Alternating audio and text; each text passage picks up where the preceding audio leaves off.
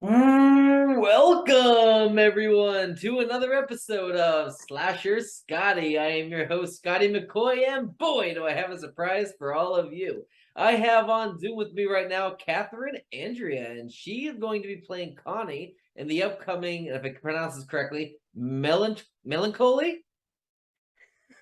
Melancholy. Melancholy, there you go.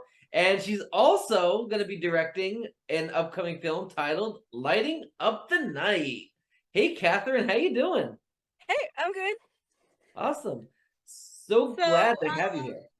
Yeah? Yeah, I'm happy to finally be on because it's actually been a bit of a goal of mine to have a podcast appearance and kind of have enough going on with my film stuff and my acting stuff for that to be, something that makes sense. So let's see. When it comes to Melancholy, I'm ecstatic, and it's been a really, really fun role so far. Awesome. That's exciting. And I interviewed Brian a couple days ago or so, or a week ago or so, and I learned so much about this movie, and I can't wait to talk to you about your role in it. And before we get into all that, I guess introduce yourself by letting us know how you got your start into acting and filmmaking.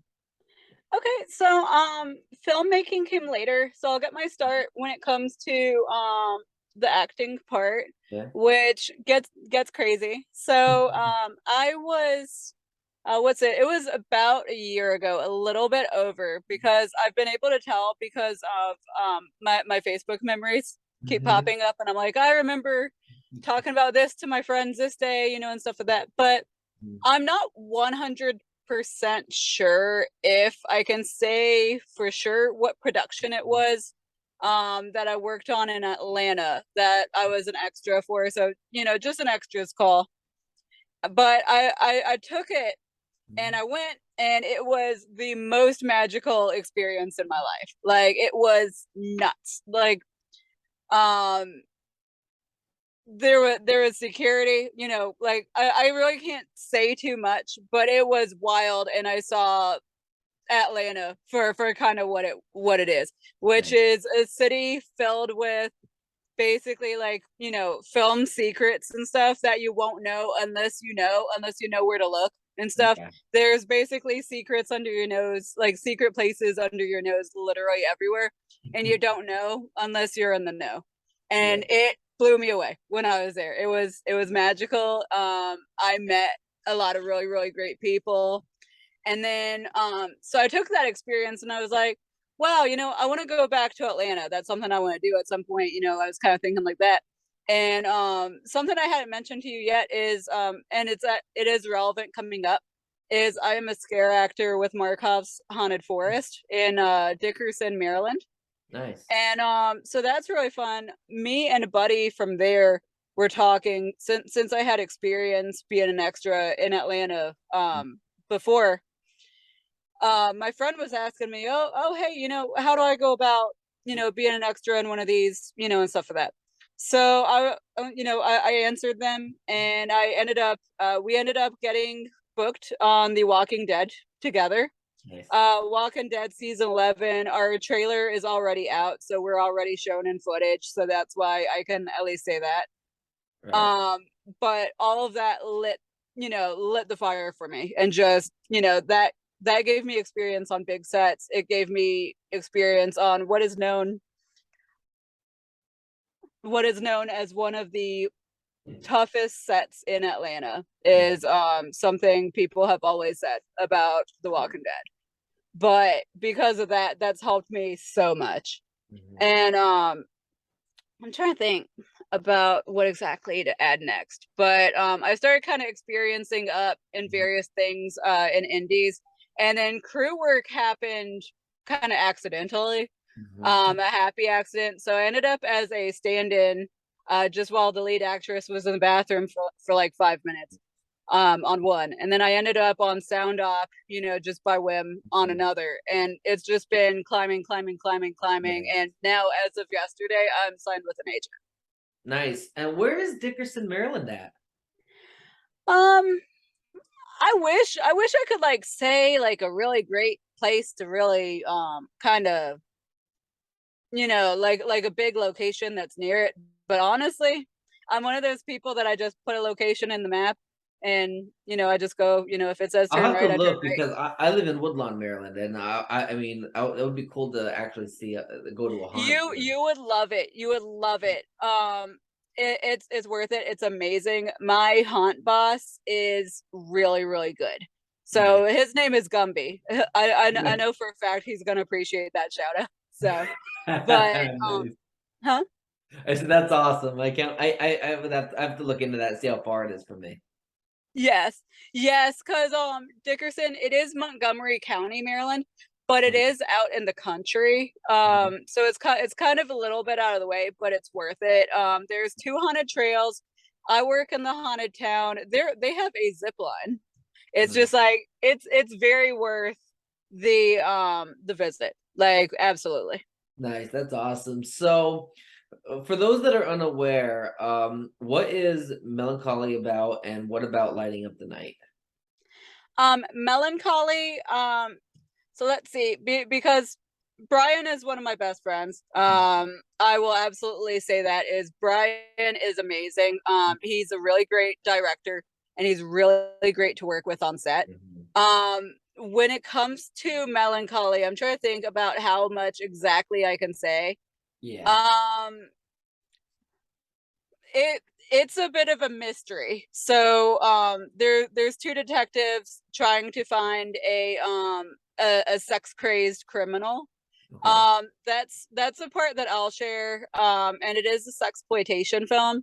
Hmm. Um Me and the other lead, Mel is his character name, and his name's Andrew, and he is great. He is one of the best like new actors. Like for Nice. being a new actor, he knocks it out of the park. He is one of the best people to have as a bad guy.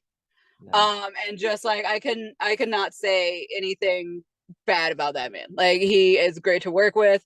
We have great chemistry on set together, all of it. Nice. Um but yeah, it's just like we're solving the mystery. Are we gonna crack the case? Are we gonna crack the case with both of us alive and in one piece? Um, and kind of how far is this killer gonna go? How many people are gonna die before we catch him? Yeah. Find out, but buy a ticket whenever it comes out. Yeah. Stream it. Kind of. I'm not 100% sure on all the distributor info, and I'll leave that to Brian to say. Yeah. But watch it; it's gonna be really good because Yeah. we're making it good. Yeah. Brian sold me on that alone from his interview. Like, it really sounds that good. Yeah. Yeah, and it's just like just being on set was amazing. It was definitely one of our favorite shoots Nice. so far that we've ever been on, and we've had some fun ones before that were really good. Awesome. And then let's think. When it comes to lighting up the night, let's see, plugging my phone in. Okay. When it comes to lighting up the night, so that is my personal documentary, and it came from me being kind of upset one day. Okay. Let me check one thing. All right, cool. Okay. But anyway, so it came from me being a little bit upset one day, which I've been really, really fortunate for the past like year or two, just having nothing but positive, Nice. excessive amounts of positive. I have been blessed, and honestly, and this is a pretty personal thing I'm opening up about, is it leaves me with what a former coworker. Shout out coworker Brian, I miss you. What a former coworker had said to me, he called it imposter syndrome, and I thought that was really interesting because it's just like I look in my past, when times weren't nearly as fortunate, and I think how did I actually get here? How am I the one to have such luck and stuff like that? And it's that's a personal thing, I figure out, kind of in my own time. But I was just like, well, here's something I can do to give back. Because I really feel like there's not that much I really can do, Mhm. but I did struggle with anxiety in the past. Mhm. And I have had, kind of a lot going on in the past. And I was like, well, because I had all of these friends coming to me and talking to me about how they are struggling these days. And I was just like, well, maybe they'll get something out of this. Maybe they'll want to come on and talk about their stuff and what works for them. Let's get as many people as possible looking at this and see, what they get out of it, what helps them, and all that. And I've got some powerful stories on it already so far. I've got the interview footage, all of the interview footage that I intend to use. And actually I do have an announcement I want to drop. I will do that in a minute because I wanted to do that exclusively on your show. Nice, But thank you.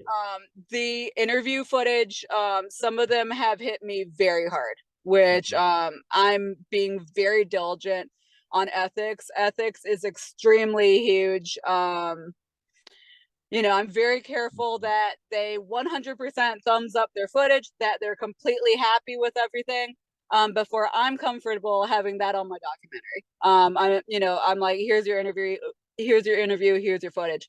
But besides, so I am placing a heavy emphasis, or just as much of an emphasis, and I want it to be stressed just as equally as kind of more regular problems, kind of more conventional problems. I have debt, or I have struggles co-parenting, kind of more common occurrences. I'm trying to place an equal emphasis on those as I am more considered extreme situations. So I have a buddy of mine who witnessed two of his mentors, two of his idols, and am I okay to say something involving serious subject matter on your show, Yeah, Scotty? absolutely. Okay, because this will be, potentially a trigger warning. I don't know, but Right. so I want to make sure. Yeah. But one of my friends was a witness, so he went to work. He was new at his job, and he worked with these two mentors, idols, people. He was just like, as soon as I graduate from my studies, I want to be just like these guys.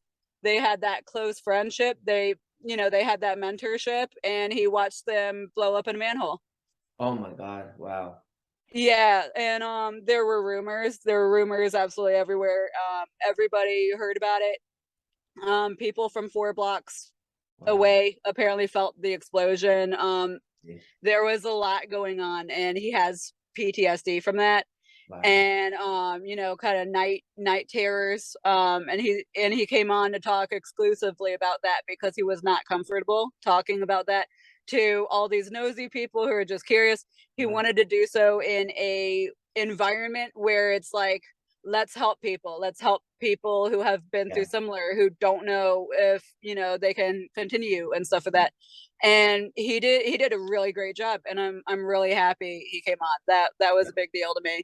He he says a lot of good stuff, and I have a lot of other good people as well. I have nothing but good people, but that's one thing that will be on the show, and that's one of the things that had me silent Wow. driving home after that interview. And That's it's been an adventure for me too, obviously, doing interviews like that, yeah. because especially that one and one other, I was in silence. I was like, I was just thinking, just the whole time when I was heading home afterward. Wow. That's absolutely But it's gonna be good. It's gonna be heavy. yeah. It's gonna slap, and it's something the world needs right now. But at the end of the day, and that's a big thing I'm trying to push, is it's not about, here's how this person had it worse than you. I do not want that. I want, here's where this person that looks like they're up here, here's where they came from and how they managed to keep going. Because it's like, he chose to keep going with his career. Because like I feel like there's people who would quit their job after That's that what and I be was like, this thinking. isn't Yeah. for me. And he kept going so that he could help protect the next guy that starts at the job, Wow. and everything like that. And I think that's very admirable. Wow. Absolutely amazing. So, what do you believe is going to be the hardest part in finishing that film, lighting up the night?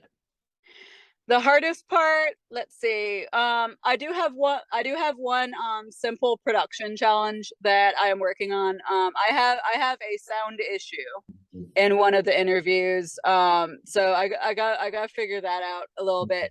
Um so other than that, The other thing is just that as the first time director, there's all these like little bits and pieces to the production process that I'm new to and I'm figuring out. So I want the perfect movie poster. And I have the artwork. I got the photo shoot done already Nice. for that. But I want to design it really nice. I want, the text to look great, stuff like that. So it's kind of, dealing with perfectionism on my end. Mhm. Which I should have that out actually, like within the month easily, which I'm already like not quite getting it released as quickly as I had originally hoped, but I'm not worried about that Right. because I don't want to rush it and then it not be any good. I want to take the time it needs, however much time I need Yeah. to make that product that I'm comfortable with and that Yeah. will help people. And Absolutely. then the trailer, I have really heavy inspiration for the trailer. I've already got that figured out, but I'm releasing the poster first, the official poster, but before I'm Awesome. comfortable doing that.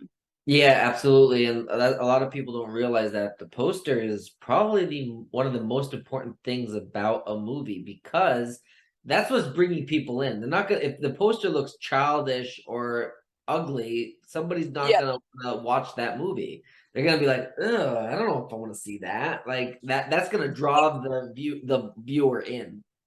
Exactly. And it's just like I want this to be something that people take something away from this production, and then they're just like, I want that poster, I want it signed by those people, and I Mhm. want it on my wall. Like I want that. I want people to be like, this is good Right. decorations for my room, Yeah, absolutely. And So like I'm placing heavy emphasis, and then when I'm happy with the poster, Mhm. once I'm happy with that, that's honestly the biggest hurdle at this point Yeah. because I'm going to come up with a release date. I'm going to come up with, all these things as soon as that part's done. So it's just like Right. that's really it right now. That's Absolutely. kind of holding me a little bit longer than I intended, but oh well, I'm cool with Yeah. it. So And like for an example of a really good movie poster is Halloween. And if you look at it, you might think, "Oh, but this it's just a jack-o'-lantern." No, but if you look closely at it, it actually has Michael Myers' hand with the knife as the edge yes.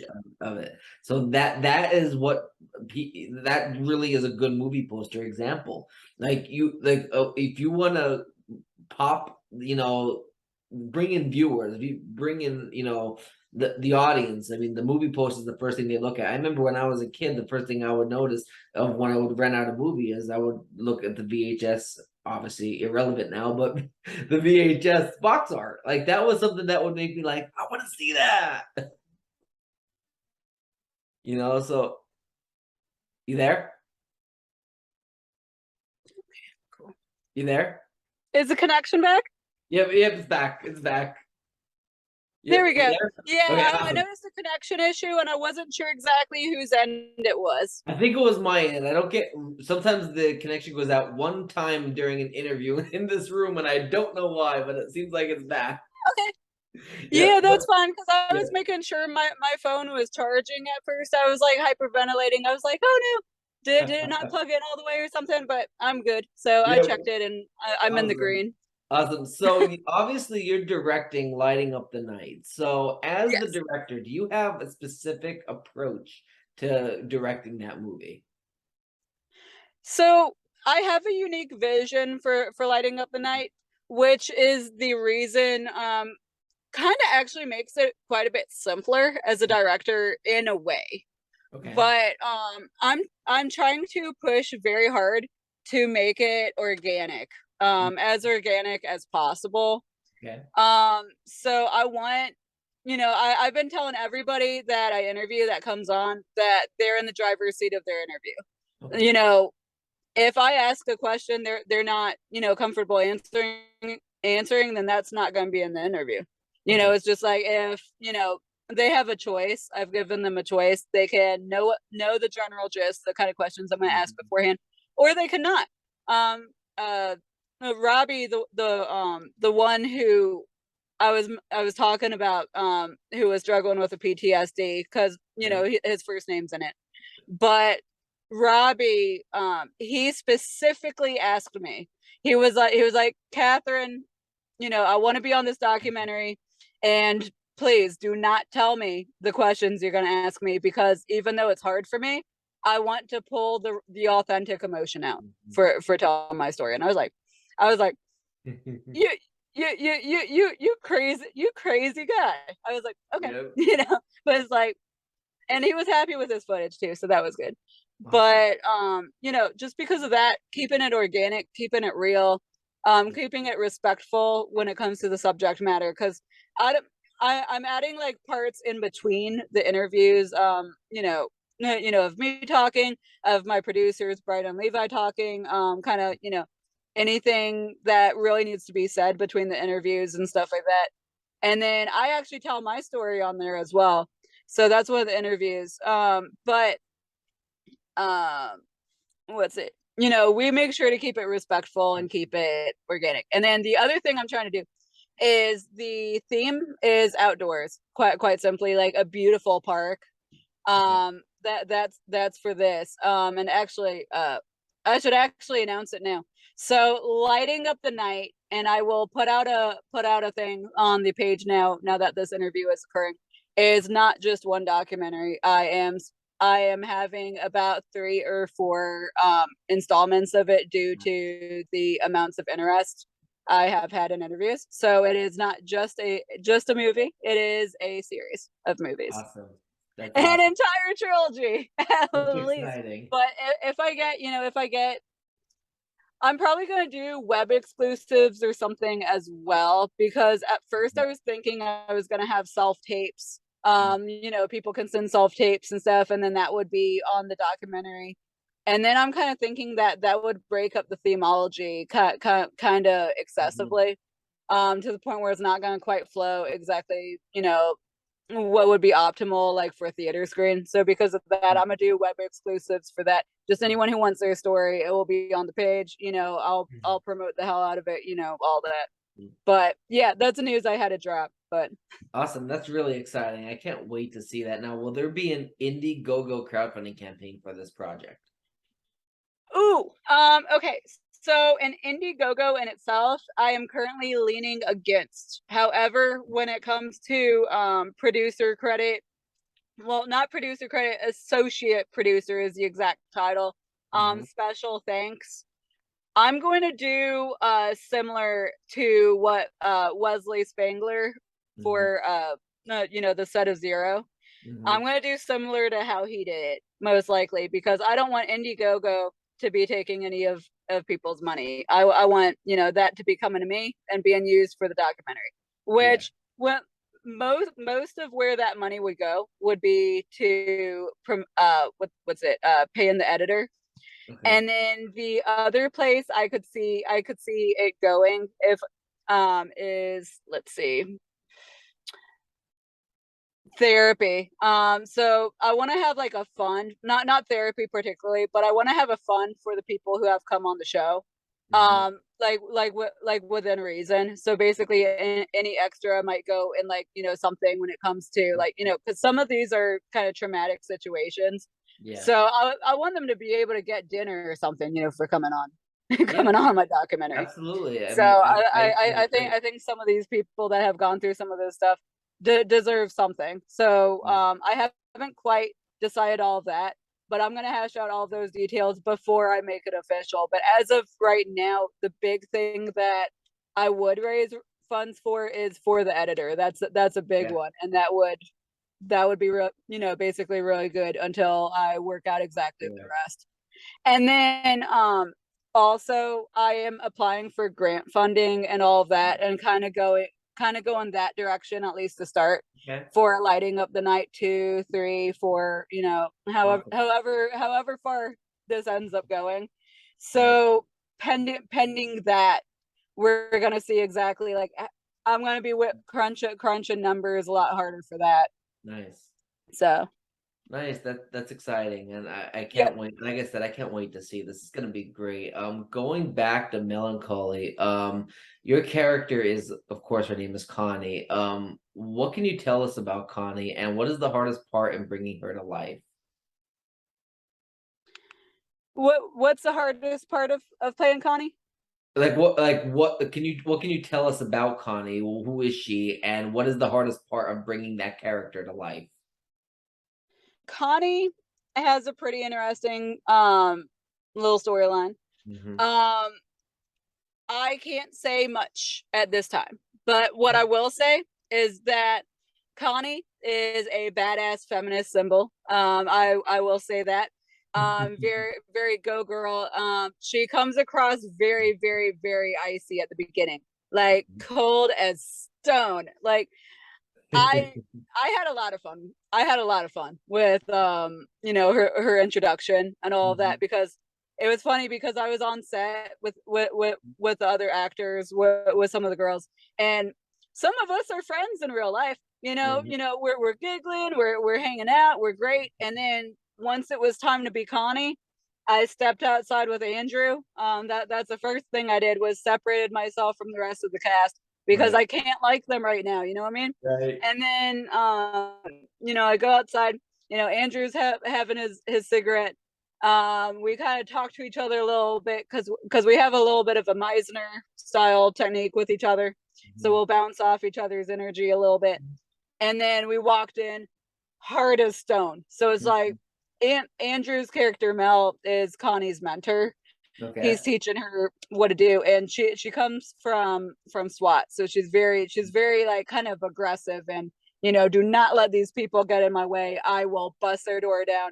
I do not care how they feel, kind of attitude. And Mel's the one to be like, Connie, chill. Okay, well, you're a detective now. Congrats, but it's time to think things out. So it's kind of honestly, for me, what I've been doing is I've been looking through the script and making sure I have that arc of Mhm. too hardcore. Oh my gosh, this chick's a Yeah. bitch, to being that badass. So that's my vision. Nice, awesome. So the last question I do got for you, do you have anything at all that you would like to promote to the listening viewing audience, whether it be social media accounts, websites, any other projects, anything at all? Anything I want to promote right now? Well, let's see. Follow the Lighting Up the Night page, the Mhm. production page. Definitely follow that, because a lot of updates will be on there. Anybody who's interested, follow my Facebook account. Let's see. Watch The Walking Dead season 11 as soon as that rest comes out, because my episode's coming up. I'm already in the trailer, but I'm Nice. visible in the trailer, so I can say it. But episode 17, check that out when that comes out. Awesome. um what else can I say? We Own This City on HBO Max. I'm actually highly featured in that, so if you haven't seen that on Okay. HBO Max, do that, because that's actually really solid. John Bernthal knocks it out of the park. Nice. And then there's an up let's see, yeah, the up and coming movie Zero. I had fun with that. Nice. So I'll say check all of those out. Let's see. Check out Smack by Cody Falk and Yep. Alice Bordega. Yep. Great, Just like great, great movie. I could go down the list. Like, I've honestly lost track of the productions I've been in over the past year. Zach is going to be exciting. Definitely keep on the lookout for that. I interviewed a lot of the cast and crew, or the cast from that movie. And I really think that I see the trailer. It's badass. Like, definitely check that out. Cody's a good friend of mine, so definitely check that out. Yeah, Yeah, cause they all knocked it out of the park, and the yeah, energy on that set was really impressive. yeah, So it's just like there's a lot, but absolutely. um also IMDb, Hmm. anything anyone sees under my name, check it out. That's all Absolutely. I can say. The list is boundless. Absolutely. And if you're watching this interview a year from now and you're like, what is Kathryn Andrea up to? Like she said, check out our IMDb. Past, present, and future projects, I'm sure will be updated on there when they are able to be announced. Yep. Yep. Awesome. Well, I thank you so much, Kathryn, for joining me this evening. Yay. Thank you so much, Scotty. And it was great to meet you. Absolutely. It was great to meet you as well. You have a great rest of your night. Thank you. You too. Yeah, thank you. Bye.